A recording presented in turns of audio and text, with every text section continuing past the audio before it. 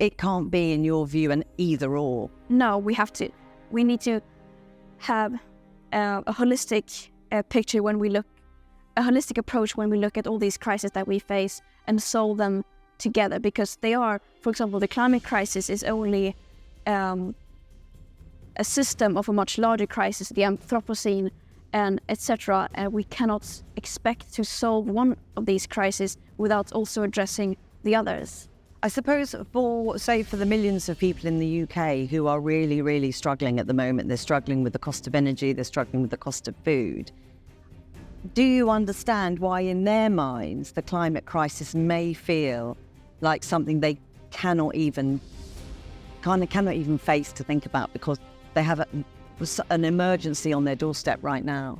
Yes, of course. And unfortunately, that's the way we have let it become when we have waited so long with addressing the climate emergency, and that we don't really see the connections between different issues. And but we also have to remember that for many others, in countless of other people around the world, the climate crisis is their emergency at the doorstep.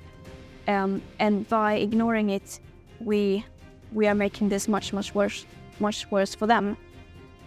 So you have some sympathy for individuals who may feel this is too big for me right now. Of course. But it's for governments to... Yeah, the climate crisis is not something that can be solved by individuals acting alone. And that in a sense is difficult, isn't it? Because for young people, say, they want to feel I can play a role in this. Mm-hmm. But the reality, if I understand you correctly, is that it's got to be solved at government level. It's got to be solved at a global level. Yeah, of course. It needs to be all of them on every possible level. Of course, the most important level is a systemic level, a structural level. But we also cannot expect that to happen without also civil society engaging, without countless individuals also engaging. Because you say in the book as well that democracy is the most valuable tool we have, despite huge and very valid criticism of governments around the world failing to grasp the seriousness of this crisis. And I think that's exactly why it's the only tool, it's the best tool that we have. Because as it is right now, it seems like the people in power will do whatever they can as long as they can get away with it. They will go as far as possible unless they have a massive pressure from the outside. And right now they don't have that. We are many who are raising our voices for these causes, but we are not nearly enough. So if we can be that pressure, then they will have other priorities and they will think twice about the things they do. I want to move on to the issue of activists in a moment, but just for a second, just on that response from governments. If you look, for example, at the cost of living crisis, the great terrible irony, I suppose, is that our government is spending billions supporting, the gas bills, the paying for gas to help people survive the winter, which is arguably in the long term another problem in the long-term crisis. Yeah, definitely. We cannot expect we cannot expect us to solve problems we have now by throwing the future under the bus completely. We need to think holistically and long term and have solutions that work for both of these crises. I mean, I know you're not a politician, but in terms of the energy crisis now, do you accept that, for example, helping support people pay their energy bills is just the necessary evil at this moment? Or is there other things that you think in the short term the government could do?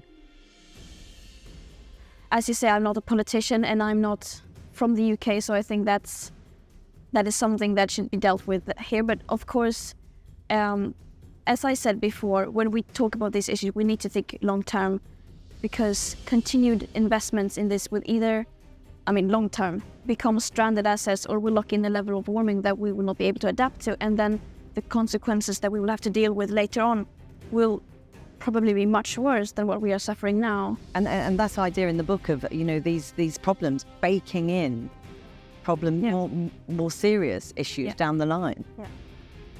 And just in terms of the energy crisis that we see partly because of the war in Ukraine, there's a terrible irony there as well in terms of it is it has taken away climate from the top of the news agenda.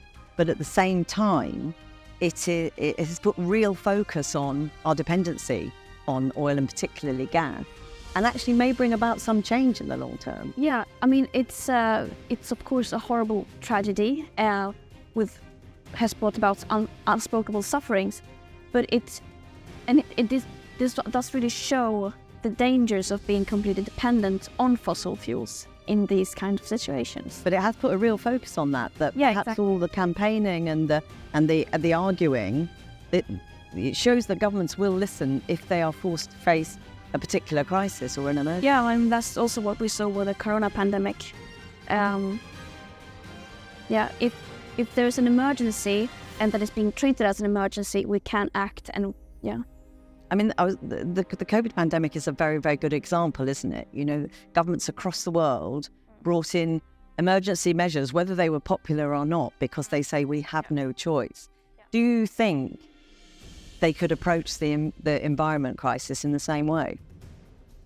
I mean, of course, it's difficult to compare because they require such different measures. But I think that with the same level of urgency, we need to face all these crises that we face now. You talk in the book about the role of the media. We've touched on it a little bit, you know, the idea that, you know, they don't push hard enough when these pledges are unmet. They laud and celebrate when pledges are made, given that we know the history of pledges can be meaningless, ultimately. In the interests of balance, you know, we often see perhaps people who question the science, climate deniers, you know, this both-sidism. How damaging do you think that is? I think it's very damaging. I do think that it's getting a bit better, but we are still very, very far away from where we need to be. I mean, before it used to be people who say that climate change is real versus, I mean, straight on climate change deniers. And now it's more like the future of the planet versus economic growth very often. For example, this mine will be built here, it will wipe out the ecosystems, it will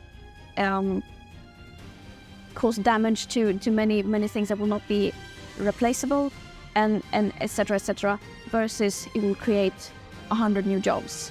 And then we have to prioritize, we have to choose like which side we agree with, rather than it should be both at the same time. We can have jobs and care for the planet at the same time.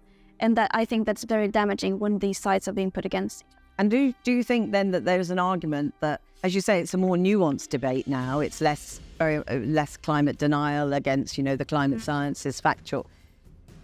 But do you think this idea of giving both sides airtime is wrong? I mean, what do you mean both sides? So it's a more nuanced argument now. You don't necessarily have out-and-out climate deniers, but this binary that they put forward very often is, well, we either go for a green future or... Like either scientists or lobbyists. Yeah, or the argument about jobs, for example. Yeah. You know, well, we need this mine because it will create jobs.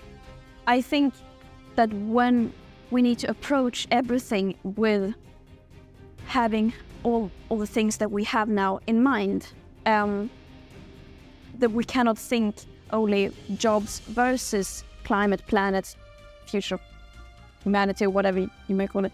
I think that we need to have a more nuanced picture, as you say, and say that we can have all these things, but not at the expense. Oh, so it's not about banning those voices, but perhaps arguing the case better? Or... Yeah, and not letting lobbyists have as much airtime as they have now, who only represent financial interests. When we were talking about democracy earlier on, you talked about the importance of activists, and you say, you know, we need billions of climate activists. Are they out there, or is the reality that there are too many of us, as you say in the book, that don't want to give up the comfort of overconsumption? Are we too fundamentally selfish? I would say that there are billions of potential activists out there, climate activists, and the need for climate activists will not reduce in the future. It will only become more and more dire. I think if we treat the climate crisis in the right way, as we should, if we treat it like an emergency, people will understand that what we are experiencing now is something that requires us to take action. It's not something that we can continue to postpone, delay, or distract from, but that we are needed right here, right now. And also, if other people around us take action, that will also have snowball effects on us and affect us, as many scientists write in the book, that social norms can change, and when some people decide to take action, many others will follow.